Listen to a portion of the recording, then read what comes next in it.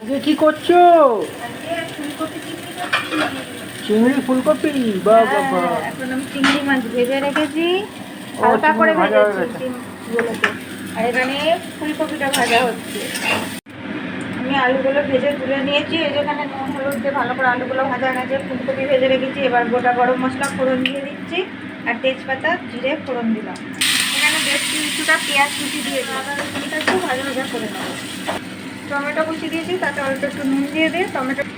এবার আমি একটা মশলা বানিয়ে নিয়েছি, এই মশলাটা জিরে ধনে লঙ্কা গুঁড়ো কাশ্মীরি লঙ্কা গুঁড়ো হলুদ আর মিষ্টি একসাথে দিয়ে দেবো, দিয়ে অল্প একটু জল দিয়ে দেবো।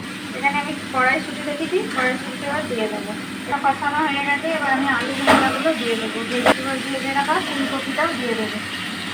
এবার লবণ দিয়ে দেবো, স্বাদ অনুযায়ী লবণ দিয়ে দিলাম। এবার এটাকে ভালো করে কষিয়ে নেবো। সবজিগুলো কষানো গেছে, এবার ভেজে রাখা চিংড়িটা দিয়ে আমি গরম জল দিয়ে এবার সেদ্ধ করে নেবো ঢাকা দিয়ে। তরকারিটা কিছুটা হয়ে যাওয়ার পর আমি কয়েকটা টমেটো দিচ্ছি, এগুলো হচ্ছে চেরি টমেটো, আমার গাছে হয়েছিল। আর কয়েকটা কাঁচা লঙ্কা চেরা দিয়ে দিলাম, দিয়ে আমি আবার একটু ঢাকা দিয়ে দেবো। আমার আজকে ফুলকপি চিংড়ি হয়ে গেছে।